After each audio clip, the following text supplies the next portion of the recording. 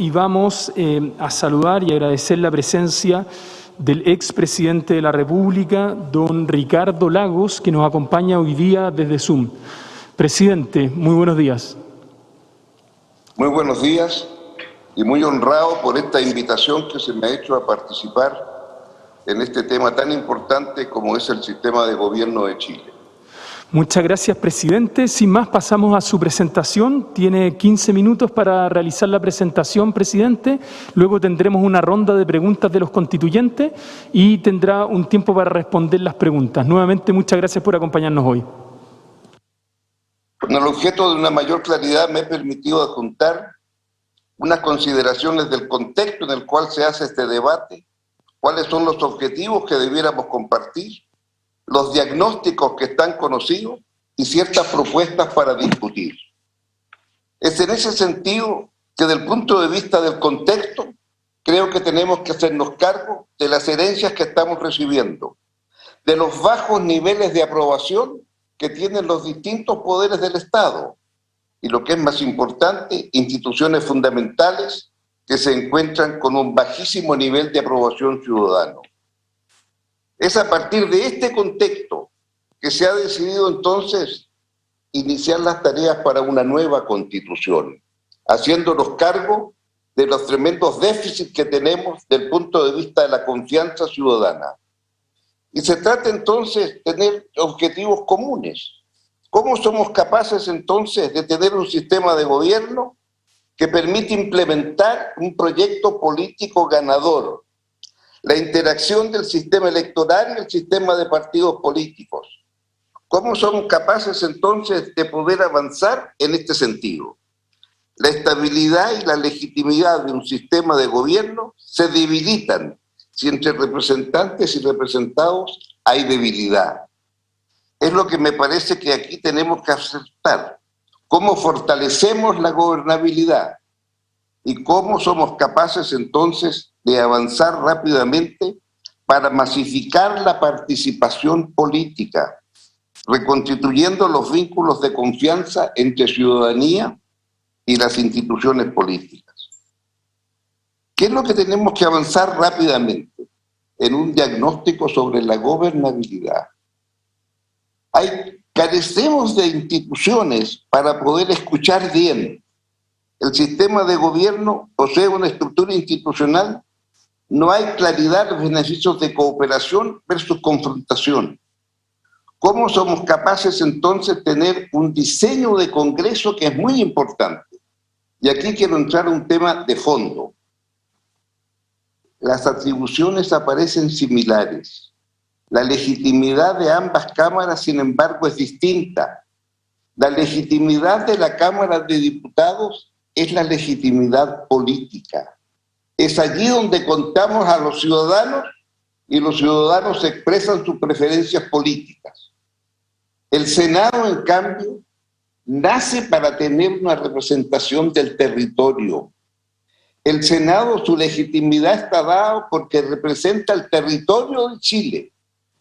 Y por lo tanto, la legitimidad de mantener el sistema bicameral es porque queremos tener una institución política que represente la voluntad de la ciudadanía, pero luego una representación política en el Senado que representa la igualdad del territorio. ¿Qué quiere decir esto? Que la igualdad de aquellos que viven en un territorio apartado tienen derecho a las mismas bondades que aquellos que están en territorios altamente representados desde el punto de vista político. En consecuencia, si queremos real igualdad en dignidad, es independiente que viva en un villorrio apartado de Chile y tiene los mismos derechos, ser iguales en dignidad que aquel que vive en la región capital de la República o en otra gran urbe de Chile. Esta es la razón por la cual a mi juicio es tan importante hacer esta distinción entre la legitimidad política a partir del número de ciudadanos y la legitimidad en la igualdad territorial del país, no importa el lugar del territorio donde viva. Y esto es lo que permite entonces, lo que permite mantener una legitimidad a lo largo del país. Y este sentido es el origen de esta segunda Cámara. Y por lo tanto creo que es esencial tener al mismo tiempo cómo se mantienen las coaliciones de gobierno a partir de este doble diagnóstico. Y esto me parece entonces muy importante realmente. Esto significa también entonces, respecto del gobierno y del Congreso, esta representación es tan importante. Y esto es lo que nos permite entonces poder entender cómo avanzamos en este sentido. ¿Por qué? Porque creo que si estamos de acuerdo en que existe una excesiva asimetría entre el Congreso y el gobierno en los procesos legislativos y en la capacidad técnica. Este es un tema central. ¿Cómo tenemos una mayor simetría entre el Congreso y el gobierno en el proceso legislativo y en su capacidad técnica?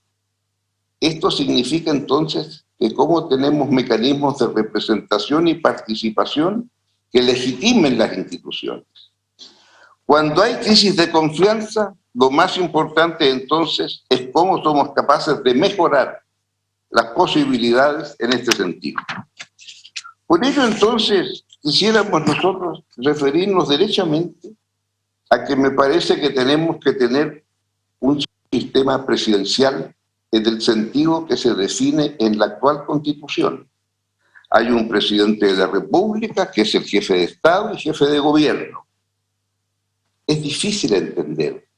En la tradición de Chile, tanto del siglo XIX como del siglo XX, que podemos tener un sistema presidencial donde este presidente no sea elegido por la ciudadanía. Lo que hemos visto en días recientes, la recepción que ustedes en la convención le acaban de dar al presidente electo, es una clara demostración de la necesidad de que el jefe de gobierno y del Estado tiene que ser elegido por la ciudadanía. Y esto me parece entonces muy importante. Ese sistema de gobierno significa entonces cómo mejoramos la asimetría y cómo podemos entonces tener un sistema mayoritario o proporcional atenuado para una mayor eficacia gubernamental.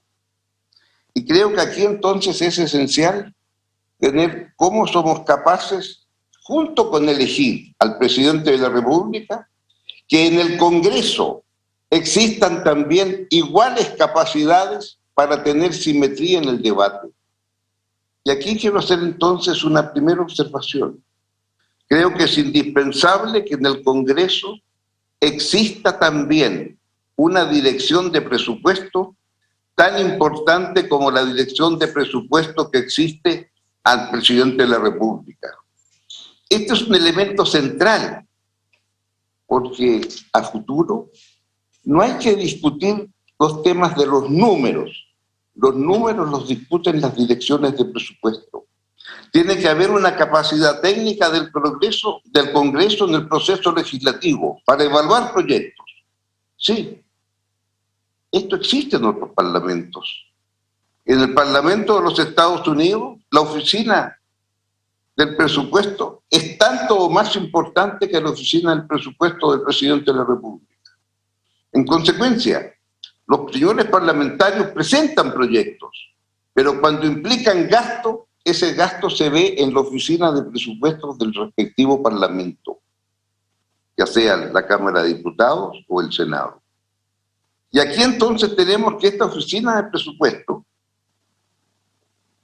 puede permitir una igualdad en la equivalencia técnica y por lo tanto permite entonces una mayor simetría en el debate. No tiene sentido estos debates en cuánto cuesta esto. Eso se resuelve a nivel técnico en las oficinas de presupuesto. Y por supuesto, el parlamentario tiene todo el derecho entonces con este sistema también de introducir proyectos legislativos que impliquen gasto. Pero el cálculo de ese gasto se hace a partir de lo que diga la oficina de presupuesto. Y la pregunta siguiente que tiene que hacer la oficina de presupuesto es cómo lo va a financiar ese gasto. sea porque se va a financiar con un proyecto especial o con rentas generales. Si es con rentas generales de la nación, quiere decir que ese proyecto, que se sabe cuál es su costo, queda para ser admitido en el próximo presupuesto del país. Creo que de esta manera establecemos una mayor igualdad y se puede avanzar fuertemente. Creo que esto es indispensable. También es posible otros mecanismos.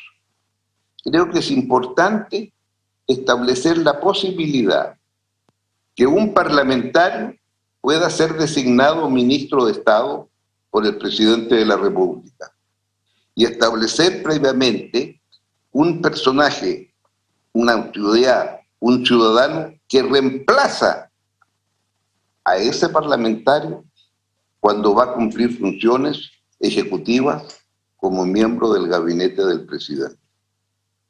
Y cuando termina sus tareas, porque termina el periodo presidencial o porque el presidente hace un ajuste ministerial, él vuelve a recuperar su escaño.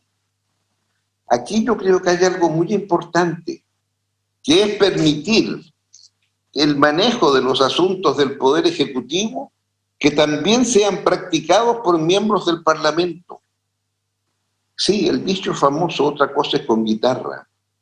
Algo se va a aprender de aquello. Y ustedes han visto la cantidad en los últimos años en que miembros del Parlamento han pasado a desempeñar el cargo de ministros de Estado. Cuando fui presidente no se pensaba que era posible aquello. Al final la práctica hizo que eso fuera posible. Y por lo tanto ahora regularicemos la situación. Digamos en consecuencia que es un régimen en donde los parlamentarios pueden, si el presidente de la República estima que es indispensable para el buen gobierno contar con su colaboración en el Ejecutivo, comillas, pedirlo prestado y ya sabemos quién lo va a reemplazar y quién va a volver a su curul parlamentario cuando termine de establecer esas funciones. De esta manera estamos estableciendo una mayor identidad entre Congreso y Ejecutivo. Y me parece que de esta manera estamos dando herramientas importantes para entender cómo funciona también el Ejecutivo desde el punto de vista del Parlamento. Lo otro que me parece muy importante es cómo somos capaces de incorporar herramientas de una democracia directa. Creo que es muy importante retomar la idea del sufragio obligatorio. También me parece igualmente importante cómo somos capaces de avanzar en un sistema presidencial corregido con las formas que estamos señalando. Y en donde me parece tan importante entonces establecer también las otras normas respecto de presentación de proyectos de ley. En este sentido, me parece que la presentación de proyectos debe establecerse de tal manera de poder avanzar en un bicameralismo reformado con atribuciones y roles. ¿Por qué? Las materias propias de la representación política deben ir a la Cámara de Diputados e entrar por la Cámara de Diputados. Y las materias propias de la representación territorial, como la descentralización, por ejemplo, son propias de la Cámara Alta o del Senado. En consecuencia, lo que proponemos es que las materias de representación política ingresan por la Cámara de Diputados y las materias de representación territorial, descentralización y demás por el Senado. Dicho esto, creo establecer también indispensable que terminada la tramitación en la Cámara de Diputados o en el Senado, según el caso, pasen a la otra Cámara.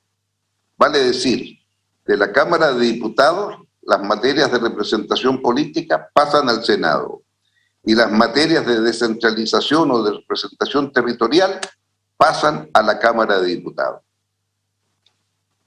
Es la Cámara que lo revisa. Es la segunda Cámara.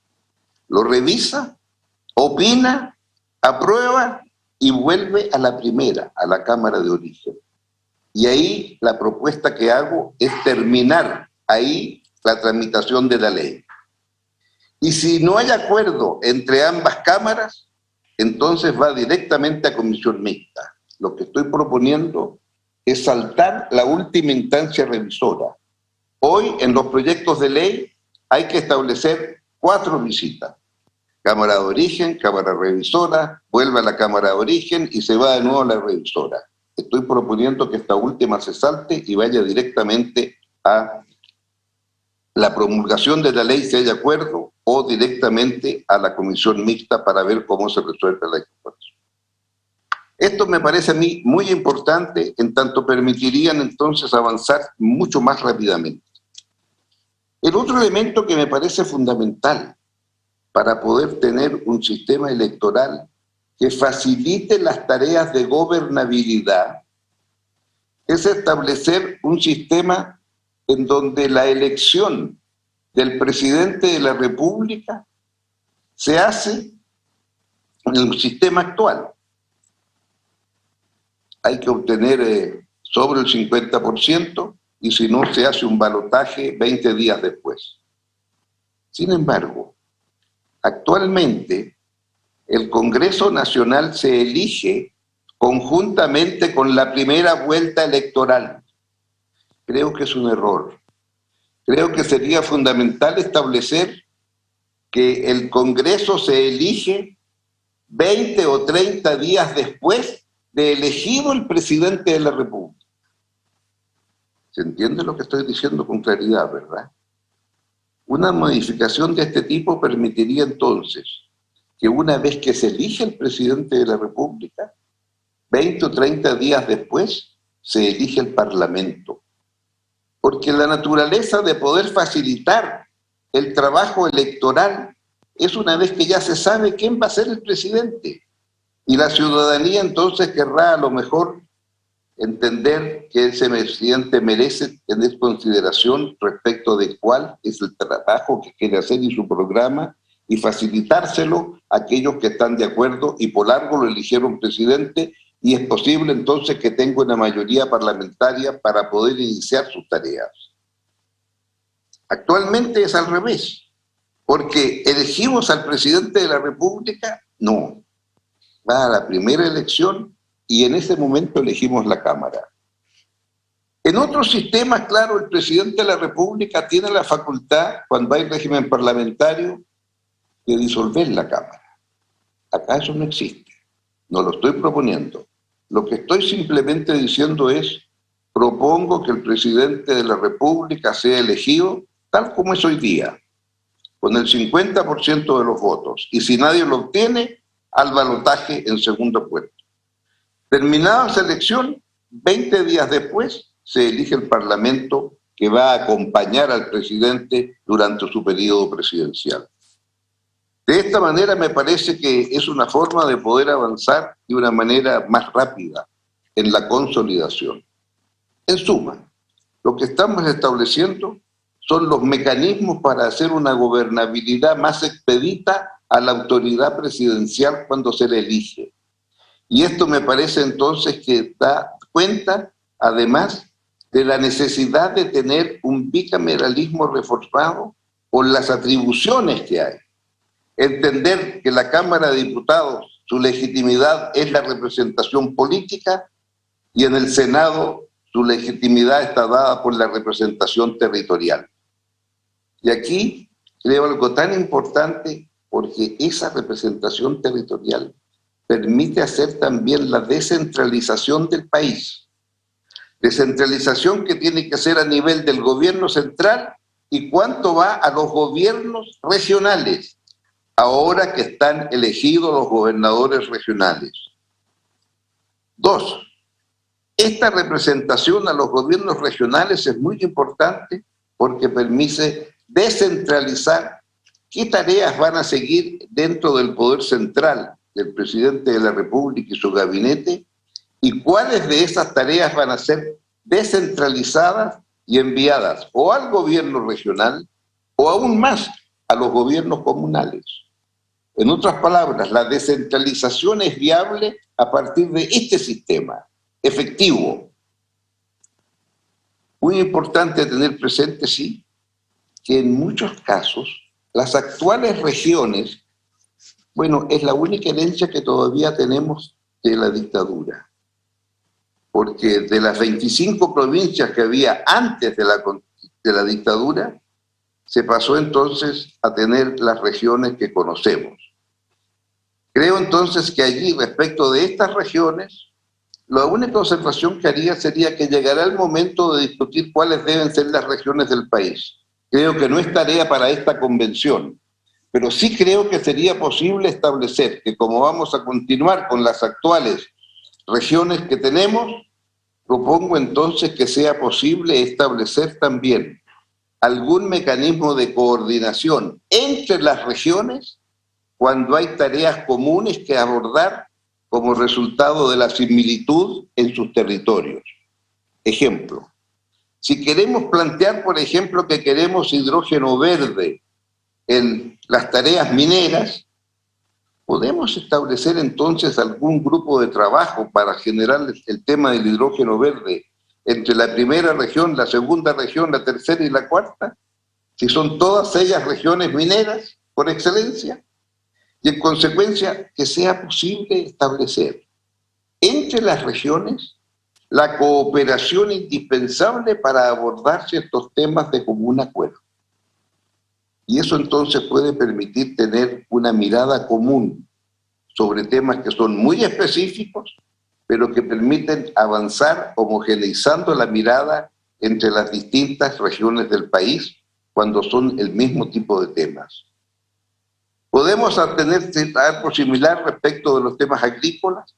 Sí, ¿por qué no? ¿Podemos tener algo similar respecto de otros temas? Sí, evidentemente, sobre el tema pesquero, sobre el borde costero, etc.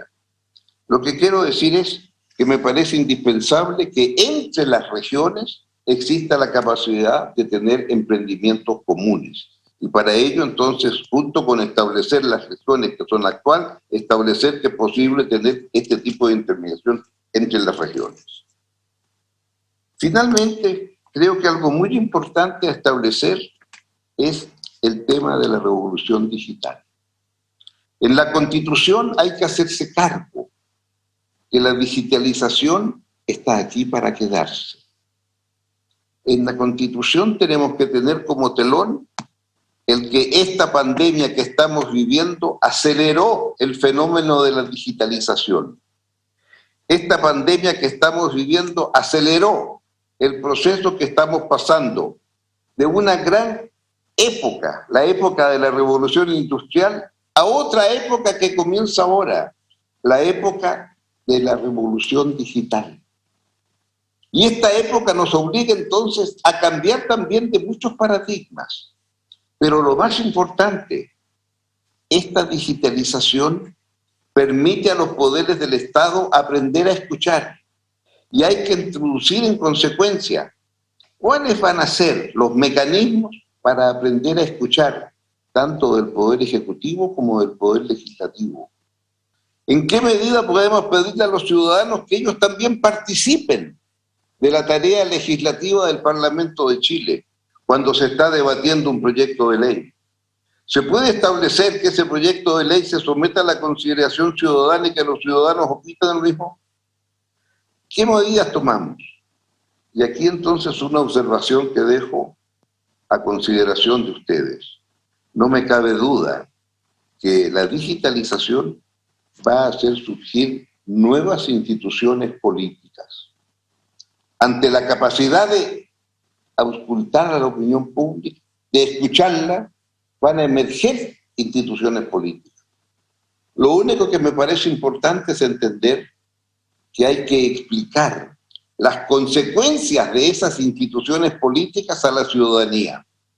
Ejemplo, ¿es posible tener un plebiscito revocatorio de una autoridad unipersonal?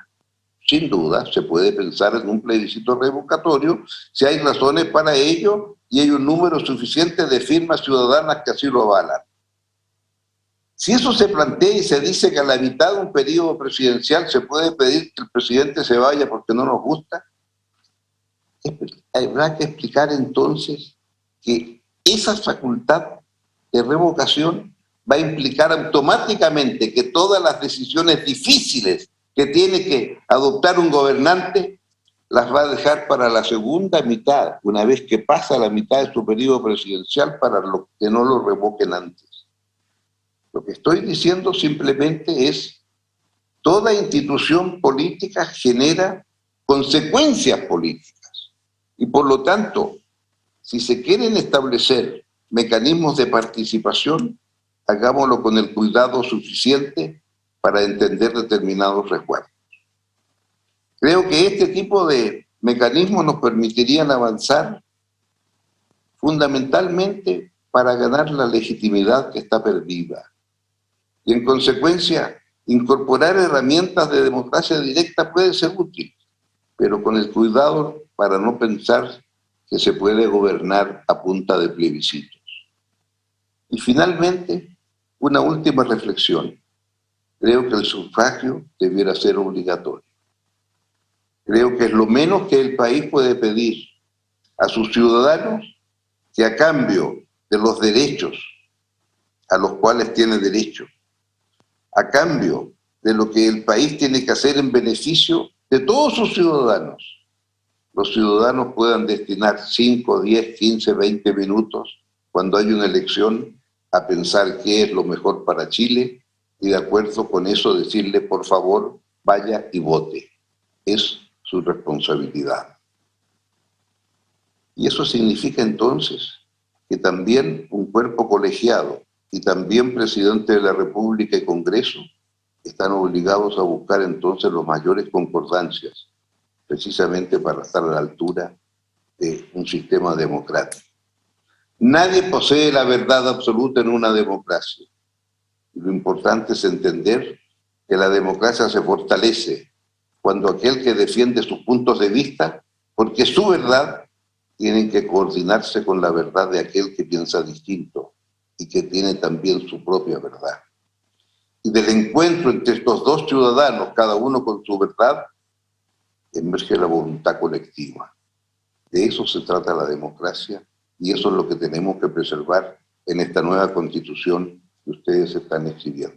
Muchas gracias.